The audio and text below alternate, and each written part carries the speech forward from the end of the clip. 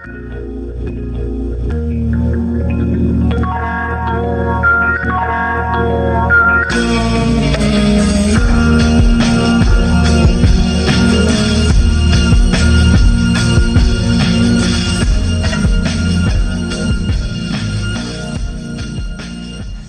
guys, it's the beginning of the year and well, there's nothing really to review, so I'm actually going to be going back and redoing some figures that I've probably shown before and you've probably seen before.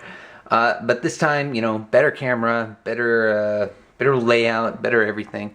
So in this review, we're taking a look at the GM Sniper 2. Now there's actually another reason why I'm showing this figure off. It's mainly because pretty soon we're going to be getting the Alex Gundam and the Zaku 2 Kai version this year. I can't remember what months they come out, but I think they're within the first 6 months or so of the year. We're going to be seeing those two come out. And the GM Sniper 2 is from Mobile Suit Gundam War in the Pocket. So, actually it says it right there. Aside from that, it says Mobile Suit Gundam 0080 War in the Pocket, somewhere probably in Japanese. This is number 75 in the Robot Damashii line. This is an old figure, but it is not commonly, I guess, sought after. Really weird, because I think this is a pretty damn good GM figure. Taking a look at the package, this is old school, like I said, released in 2010. The back of the package shows pretty much the pose you're supposed to have this guy in. Also has some other poses as well, some of the weapons you have this guy come with. It is RGM 79 SP GM Sniper 2. So there is a GM Sniper 1 out there somewhere that is not in Robot Damashii form. Here we have, actually, you know what, I wonder if they did release that one already, the new Sniper 1.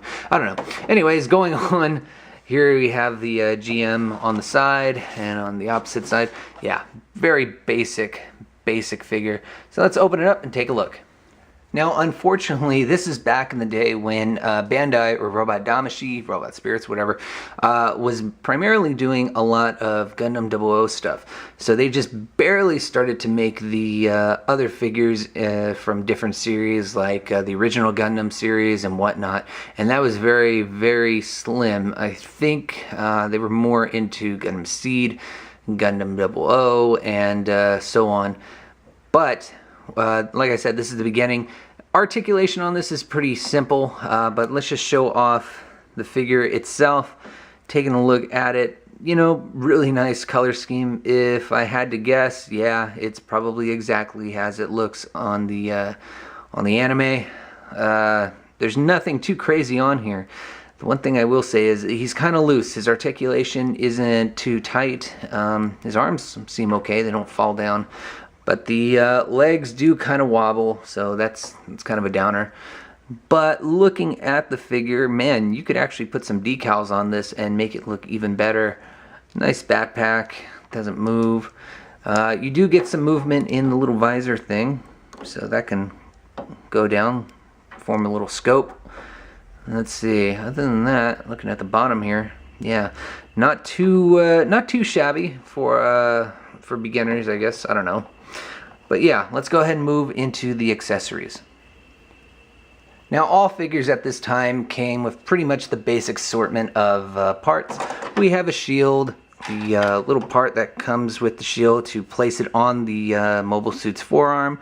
You have 3 little places to put the insert on, and there you go. Nice shield, by the way, not too shabby. It's very different in design.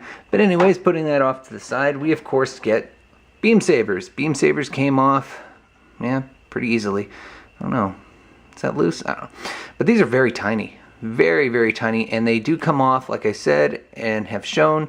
And they get placed on the back of the mobile suit. Let's see. Can I do this? Can I put it back on? There it goes. Alright, putting that off to the side. And then, of course, we get the firing weapon, which is, of course, the sniper rifle.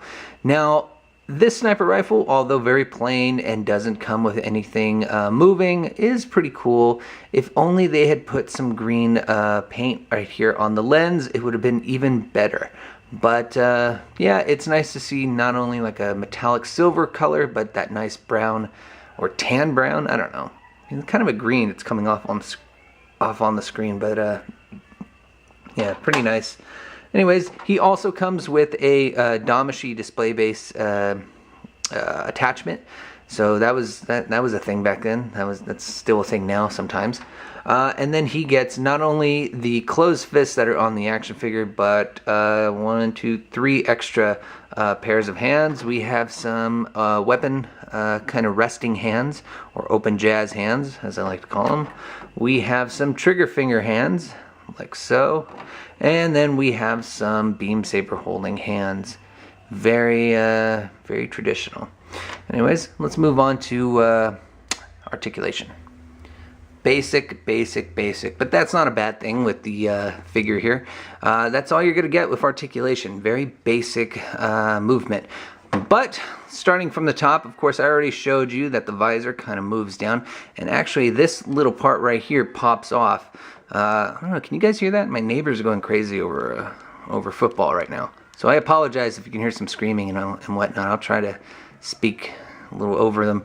But anyways, the visor comes down, and you can actually take off, for some odd reason, the antenna, but I'm not going to do that. Moving forward, you go into the shoulders. Shoulder to move up about that much, and then can also rotate full 360. They pop out a little bit. No, they don't. But they bend forward, bend back, and then we go to the actual arm at the, what is that? At the forearm? No, sorry, at the bicep. It can turn 360 as well. You have double joint action going on in the elbow, and then ball joint for the hand. Moving on to the torso. Really cool thing, the cockpit door actually opens up a little bit, so you can pretend that there's a pilot that fits inside. Then we get into the torso movement as well, like so. Not too shabby. The skirt armor on the front and the side do move, so it can go up and turn on the side, all on a ball joint, allowing the leg to kick upward. Then we go into the knee, double bend right there, and this part kind of moves up and down a little bit. Articulation in the ankle pivot, and the toe kind of bends up forward, and you can move the ankle skirt armor. So again, very basic, but a lot to deal with, and that's kind of the shortcoming of the bad part of this figure. Taking a look at how the original GM stacks up next to the GM Sniper 2, right around the same height, except this one's head is a little bit bigger than this one.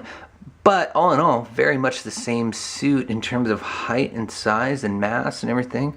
Wow, they did a really good job. That's pretty awesome. You can see kind of the progression of the mobile suits kind of moving, forward and such. But yeah, okay, let's go ahead and move into final thoughts. So that's the GM Sniper 2 revisited, and I have to say I still like this figure. It's not a bad figure, but there's nothing too exciting about it. The fact that it was just made, on the whim, and nothing really came after that, was kind of sad. But now that we have the Alex Gundam and the Zaku 2 Kai coming out this year, I'm really excited to see what else. I'm hoping for a Kempfer. I'm really hoping for one. Hopefully that comes out. It's a great figure to have, especially if you're into the later stuff of the Gundam, 1 Year War stuff. The only downside is that this thing has really flimsy articulation with the legs. It's not too great, but with the posing that you're really going to do with this guy, where it's mostly either standing or you have him setting up to do a kill shot, flimsy legs, it's not really going to matter. Now, I did see this guy on Ami, and it was still on sale for like $20. So I don't know if they had another shipment come in where they found some in a crate on a boat somewhere or something like that. But they had a bunch of them, and then they sold out. And so now you can't find them. Now maybe you can go on Hobby Link Japan. I don't know, I haven't searched, but you could probably have some luck there. This guy, usually you can find him anywhere. But $20 seems to be the average price for him on Ami. Going on eBay, you'll probably have to pay more. Now on top of that, there is a variant change where it's a white dingo version of this suit, and that's pretty cool and all, but paying $100 for this guy, for a white variant, yeah, no thanks. So anyways, thanks for watching. Hit like, dislike, comment if you will, subscribe, and see you later, guys.